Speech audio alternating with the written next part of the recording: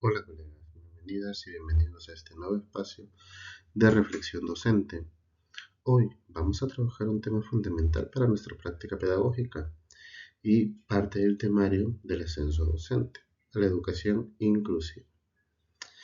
A veces se nos dice que incluir es solo recibir a todos, pero ¿qué implica realmente una escuela inclusiva? ¿Cómo se ven nuestras aulas? ¿Y qué desafíos aún tenemos por delante? Hoy lo vamos a entender, no desde la teoría abstracta, sino desde la realidad, casos reales, decisiones que tomamos cada día y cómo esas decisiones pueden hacer la diferencia. Así que prepárate que comenzamos.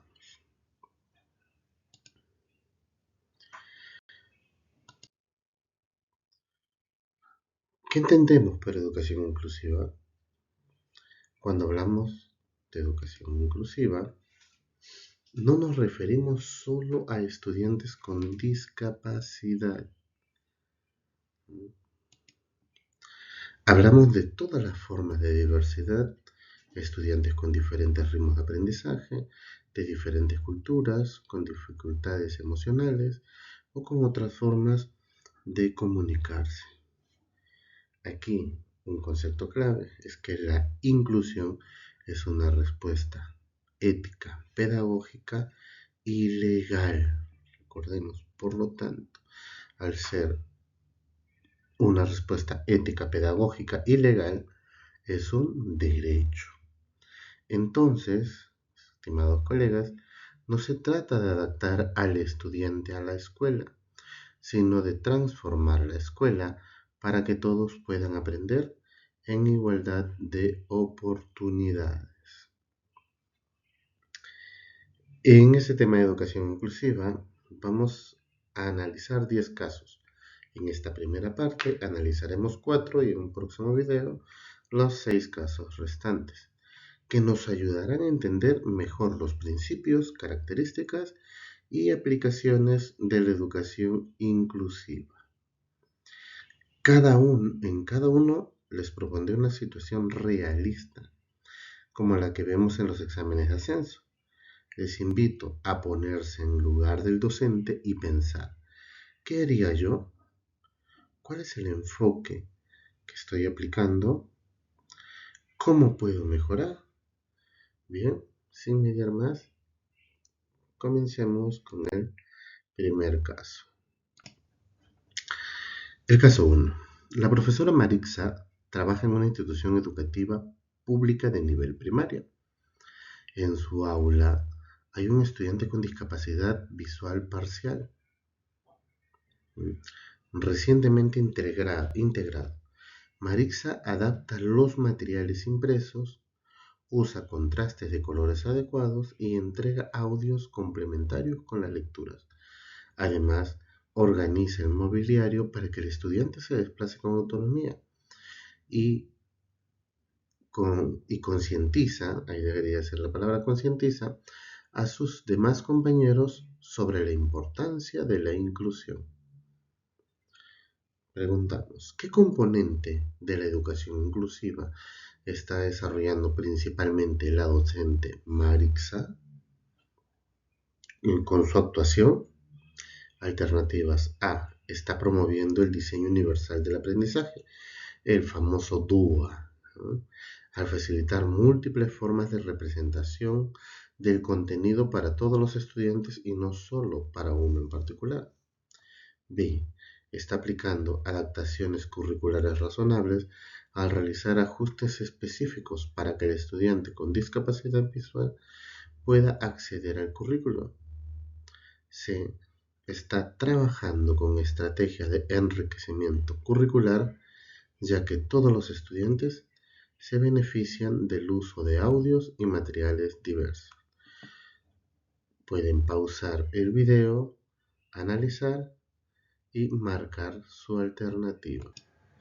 Bien, analicemos. ¿Qué es lo que nos dicen?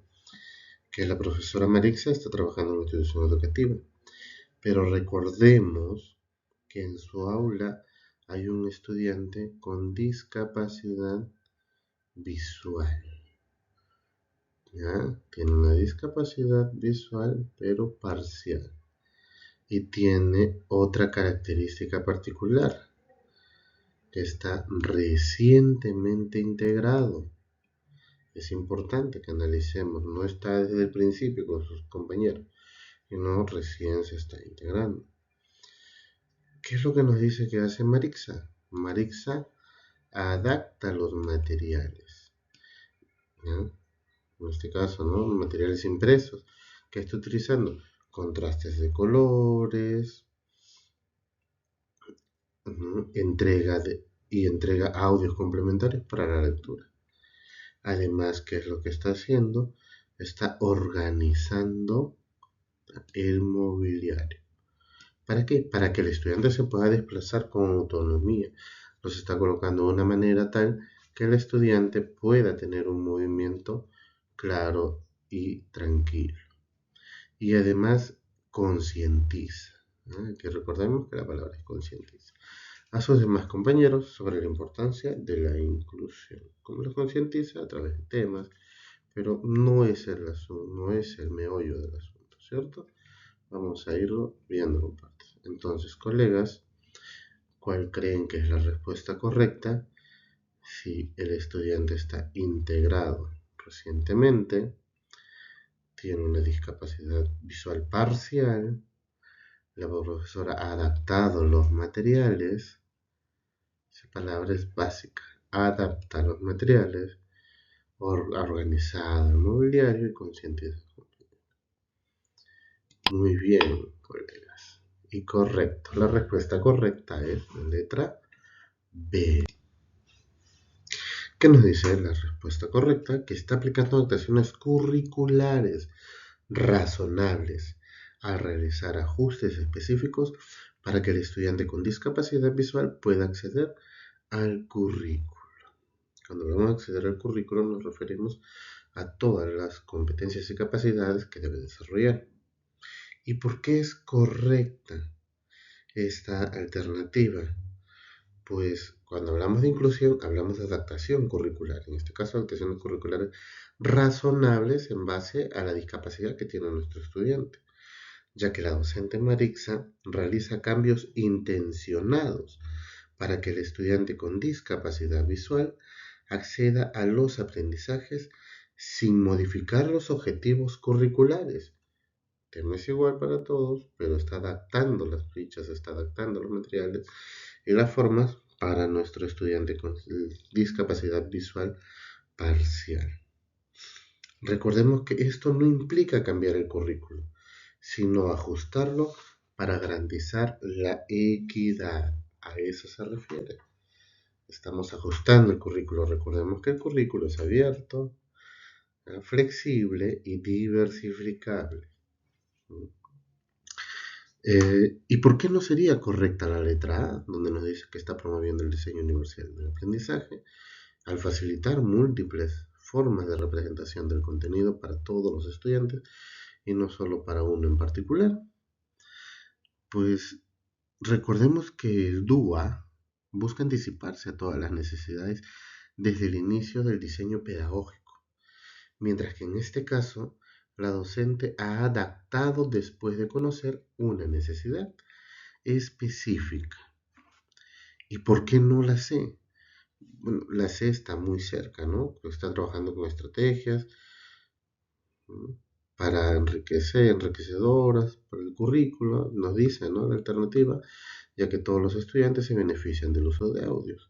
Pero no es tan precisa, ya que cuando hablamos de estrategias de enriquecimiento curricular, en este caso, no están respondiendo necesariamente a una necesidad educativa especial, sino que están buscando potenciar aprendizajes en estudiantes con alto rendimiento. Entonces recordemos esa palabra, ¿no? Cuando hablemos de estrategias de enriquecimiento curricular, nos estamos refiriendo a potenciar aprendizajes en estudiantes con alto rendimiento. La respuesta correcta es la B. Veamos ahora de este caso un concepto clave. Palabra clave o frase clave en este caso, adaptaciones curriculares razonables. ¿Y qué son las adaptaciones curriculares razonables? Acá tenemos algunos modelos de adaptaciones curriculares razonables. El acceso físico, mobiliario y desplazamiento. Recuerden que en el caso había que modificó, cambió la forma del mobiliario para que el niño de estudiante se pueda desplazar, ¿no? Materiales. Recuerdan que preparó los materiales de acuerdo a nuestro estudiante, ¿no? En este caso también podemos hablar de adaptaciones curriculares para la evaluación, en las formas de las alternativas de respuesta o la forma en que evaluamos al estudiante. Algunos los evaluaremos de manera escrita, otros de manera oral. Ya buscamos la forma de acuerdo al aprendizaje de nuestro estudiante. Y la metodología, aquí hablamos de actividades diferenciadas. Esos son algunos aspectos de las adaptaciones curriculares razonables. ¿Y qué son propiamente? Como su nombre lo dice, adaptar es modificar o ajustar. ¿Ya? ¿Para qué? Para que estos elementos del currículo, en este caso la metodología, la evaluación, ¿ya? Sin necesidad de alterar los objetivos del aprendizaje, ¿ya? Garanticen la participación del estudiante con necesidades específicas. Esas son las adaptaciones curriculares. Como vemos, ahí está la profesora. No se puede apreciar muy bien, pero la hoja que está mostrando es en el caso de tablero braille, ¿no? Pueden hacer también algunos niños que tienen dificultades fuertes en la visión.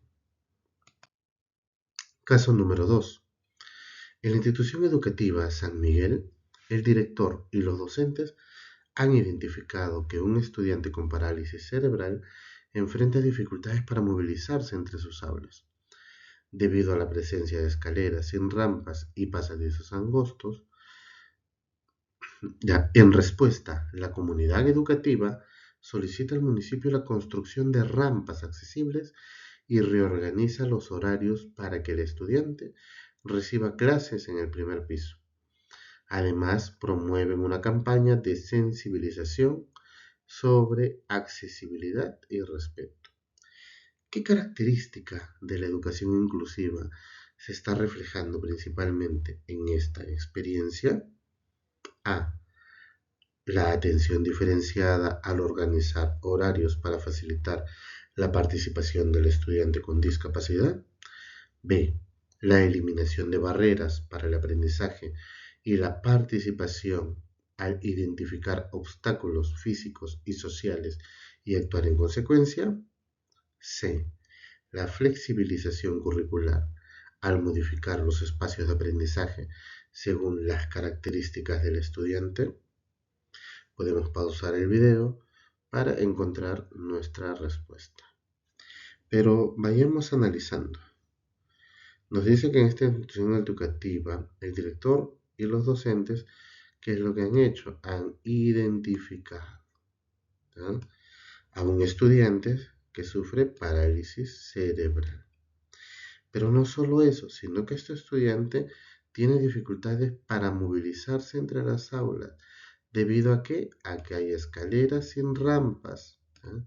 Y también los pasadizos son muy angostos, no están preparados para una silla de ruedas en este caso. En respuesta, la comunidad educativa, ¿qué es lo que nos dice? Ha solicitado, ¿a quién? Al municipio, solicita. Hay un problema, no hay rampas, la necesidad es que el estudiante pueda movilizarse. Por ello, solicitaron al municipio rampas accesibles y además han reorganizado los horarios para que el estudiante reciba clases en el primer piso. Ya va a recibir, hemos cambiado de repente los horarios o las aulas, ¿no? No la parte de la construcción, nos referimos a las clases dictadas. Y además que están promoviendo una campaña de sensibilización sobre accesibilidad y respeto. Palabras claves. ¿Mm? Entonces, estimados colegas, en base a eso, ¿cuál será nuestra respuesta correcta? ¿Qué es lo que hay ahí? Que hemos identificado que nuestro estudiante, ¿ya?, tiene dificultades. ¿Qué es la dificultad? ¿Qué viene a ser? Viene a ser una En este caso, la dificultad no es de aprendizaje, es una dificultad para movilizarse entre aulas. ¿Ah? Y es más, puede ser hasta la misma institución educativa. Y los pasadizos son angostos. ¿Ah? ¿Qué es eso? Esa dificultad es un problema, es una barrera. Correcto, colegas. La respuesta correcta es la letra B. La eliminación de barreras para el aprendizaje y la participación al identificar obstáculos físicos y sociales y actuar en consecuencia. Recordemos que en el primer caso tocamos un componente, ¿ya?, de la inclusividad, que son las adaptaciones curriculares, en este caso, ¿ya? El aula era regular, una adaptación curricular razonable, y en este caso, número 2, lo que nos pide es una característica, y la eliminación de barreras es una característica de la inclusión. Acá nos dice la respuesta: la eliminación de barreras para el aprendizaje y la participación al identificar obstáculos físicos y sociales y actuar en consecuencia. Pero, ¿por qué es correcta la respuesta B? Porque se reconoce, ¿ya?, y actúa frente a las barreras físicas y en este caso actitudinales que impiden el aprendizaje. La primera barrera que está identificando es la barrera física, ¿no?, que está impidiendo el aprendizaje. Por ello han solicitado modificar eso.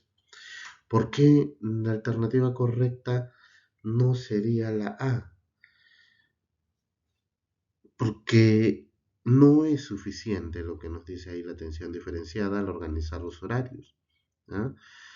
No es en sí mismo atención diferenciada, sino una respuesta a una barrera estructural. ¿Ah? Cambiamos solo los horarios, pero recuerden que este estudiante necesita transitar a las diferentes aulas como cualquier otro estudiante. No lo vamos a limitar a un lugar específico. Y la alternativa C generalmente se refiere a cambios en contenidos o metodología. Aquí la acción va más allá del currículo. Recordemos que es algo de estructura. ¿Mm? Veamos entonces el concepto clave del caso número 2. ¿Cuál es el concepto clave? Barreras para el aprendizaje y la participación. ¿Y cuáles son estas barreras? ¿Y qué son estas barreras?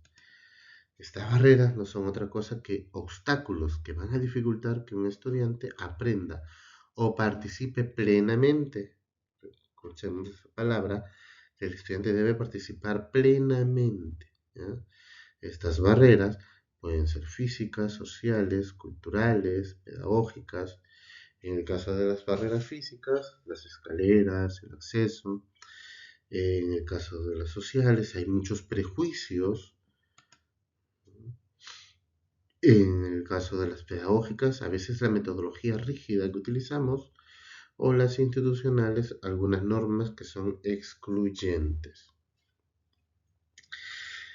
Afortunadamente vimos en este caso número 2 cómo una escuela no solo detecta el problema, sino que toma decisiones que impactan en la vida real del estudiante. Y eso es inclusión. No se trata solo de tener al niño en el aula, recuerden, sino de permitirle participar plenamente. ¿Y tú has identificado barreras en tu escuela? Hay que colocarnos en el lugar de los docentes. Bien, colegas, avanzamos al caso número 3. En un colegio de zona rural, la profesora Victoria tiene un aula con estudiantes de comunidades indígenas y otros quechohablantes. Observa que algunos niños se sienten excluidos cuando se habla solo en español. Entonces inicia una rutina de saludo y despedida en quechua.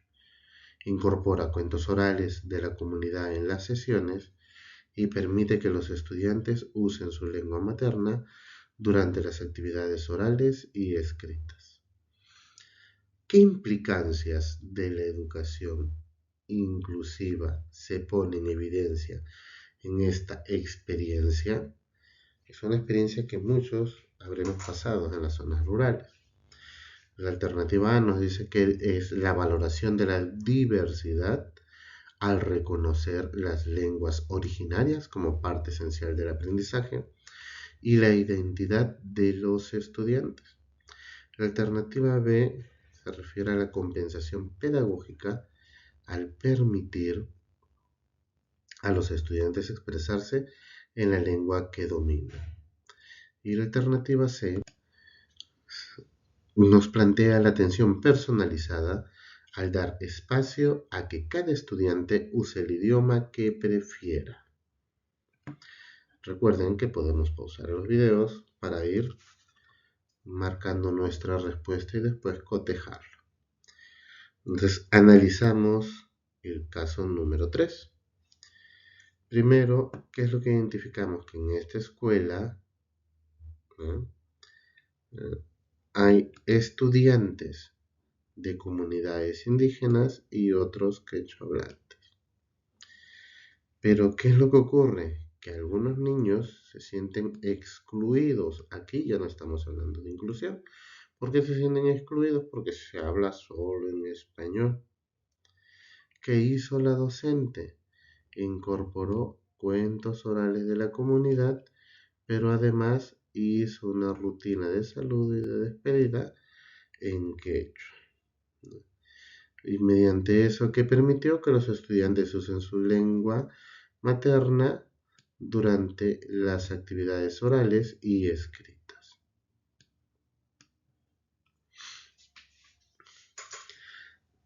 ¿Qué es la alternativa correcta entonces? ¿Qué es lo que está haciendo la docente? ¿Qué es lo que ha hecho la colega Victoria? Perfecto, colegas. Lo que la colega Victoria ha hecho es valorar. Es una valoración de la diversidad al reconocer las lenguas originarias como parte esencial del aprendizaje y la identidad de los estudiantes. ¿Y por qué es correcta? Porque aquí la docente está apreciando la diversidad lingüística como valor, no como déficit. Escuchemos eso. Como valor, no como déficit. La valoración de la diversidad es un valor agregado, no una dificultad. La alternativa B no es precisa porque compensación pedagógica implica medidas para superar una desventaja. Y como dijimos, aquí no hay una desventaja, no hay un déficit, sino de riqueza, en este caso de lenguas, que debemos aprovechar. Y la C es ambigua. Recordemos que no se trata de atención individual, sino de estrategia cultural colectiva. Por ello, la alternativa correcta es la letra A. Nuestra frase clave en el caso 3 es valoración de la diversidad. Como ven, estas frases claves son las que nos van a servir para poder marcar las alternativas correctas en nuestra prueba de ascenso. ¿Y qué es la valoración de la diversidad? Va a implicar reconocer las diferencias como fuente de aprendizaje. Recordemos que cuando hablamos de valoración de diversidad no se trata de igualar, sino de enriquecer con lo distinto. Por ejemplo, en el caso que ha hecho la colega Victoria, incorporar lenguas originarias, ¿no? También tradiciones locales o también diversas religiones en la escuela, ¿no? Si queremos hacerlo más corto, la diversidad puede ser cultural, lingüística, hay diversidad cognitiva también cuando hablamos de estilos y formas de aprendizaje, y la diversidad motriz también es una diversidad. Ahí, como vemos, los niños están contextos en diferentes lenguas. Caso número 4. Ya para ir terminando. El profesor Andrés trabaja con un grupo de cuarto grado, donde una niña con autismo tiene dificultad para comprender instrucciones extensas. Para ayudarla, el docente entrega pictogramas con los pasos de cada actividad.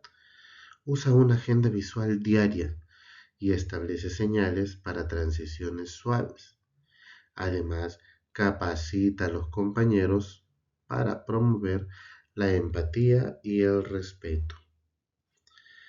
¿Qué componente de la educación inclusiva destaca esta intervención? A. La promoción del enfoque de convivencia escolar. B. El diseño de estrategias pedagógicas diferenciadas, centradas en el estudiante. C. La aplicación de normas de disciplina positiva con enfoque de género. Entonces marcamos algunas palabras claves. ¿Qué es lo primero que identificamos? Que hay una niña que tiene autismo y es una deficiencia, ¿no? Bueno, no deficiencia, es una dificultad. Pero ojo, este grado de autismo le da dificultad para comprender qué instrucciones extensas, lo que quiere decir que las instrucciones cortas las comprende con mayor facilidad, ¿no? O sí puede comprender instrucciones, pero las extensas tiene mucha dificultad. ¿No? Por eso la encerramos, porque recordemos que habla de instrucciones extensas. ¿Qué ha logrado o qué estrategia ha aplicado nuestro docente? Pictograma. ¿Mm? A través del pictograma le da pasos de cada actividad. Además de eso, ha utilizado una agenda visual. ¿No? ¿Para qué? En esta agenda visual está haciendo señales y transiciones suaves.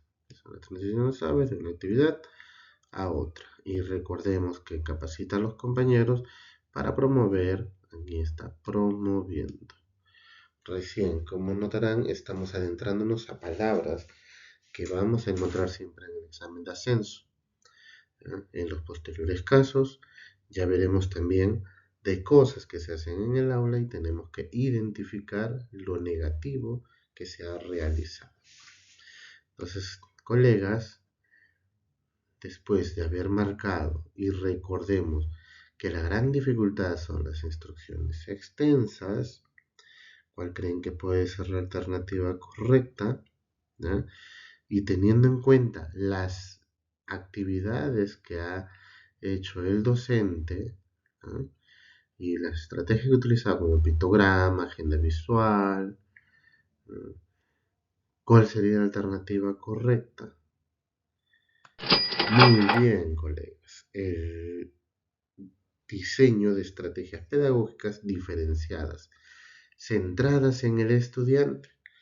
¿Por qué? Porque recordemos que hizo pictogramas en base al estudiante, agenda visual con señales y transiciones suaves en base al estudiante, ¿no? Entonces ha realizado diseño de estrategias. ¿Y por qué es correcto? Porque aquí las está adaptando estas estrategias para responder a una necesidad específica. No es para todos, es una necesidad específica, pero de forma planificada y empática para que el estudiante pueda participar plenamente, como ya lo hemos visto en la sesión de aprendizaje. La A es incorrecta. Sí hay una convivencia positiva, ¿no? Eh, pero el foco de este caso está centrado en la estrategia pedagógica. ¿Ya? Nos habla de una convivencia cuando promueve la empatía y el respeto, pero no solo eso, no solo convivencia, aquí ha centrado ya las estrategias pedagógicas de manera, ¿ya?, personalizadas al estudiante. Y la C es muy claro que no podría ser porque aquí nos habla de normas de disciplina, enfoque de género, no tiene nada que ver acá porque este caso no trata ni de disciplina ni de género. Veamos nuestro concepto clave. Nuestro concepto clave es estrategias pedagógicas diferenciadas. ¿Y qué son estas estrategias? Son pues adaptaciones metodológicas que responden al estilo de aprendizaje, ritmo o necesidad específica del estudiante. Recuerdan que en el caso anterior vimos sobre la diversidad cognitiva, pues aquí estamos viendo diversidad cognitiva. ¿No? Aquellas adaptaciones metodológicas son nuestras estrategias pedagógicas diferenciadas. Recordemos que lo estamos haciendo para el estudiante. Por eso dice una necesidad específica, no es para todos. Acá tenemos estrategias diferenciadas, hay estrategias visuales, auditivas, kinestésicas, multimodales, ¿no? Están relacionadas con lo que hemos visto anteriormente. Pues recordemos que lo que hizo el profesor Andrés aquí no se complicó la vida, le abrió la puerta al aprendizaje a una niña que la tenía cerrada por métodos tradicionales.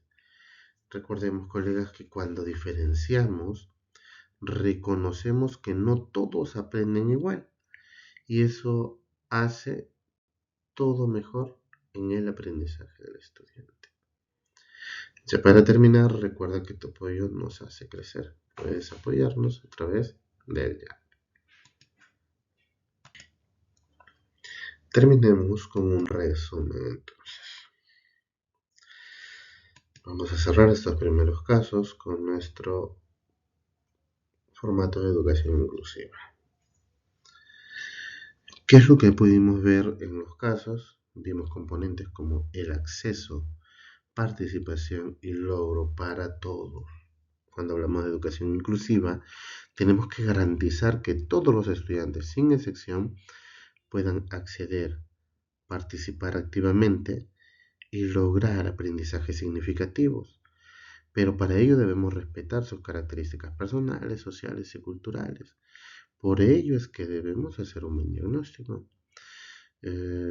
Por ejemplo, una escuela que adapta materiales para estudiantes con discapacidad visual y al mismo tiempo promueve el trabajo cooperativo para todo el grupo, porque recordemos, la estrategia se personaliza, se hace específica para el estudiante, pero también debe promover que el estudiante pueda participar como todos, plenamente.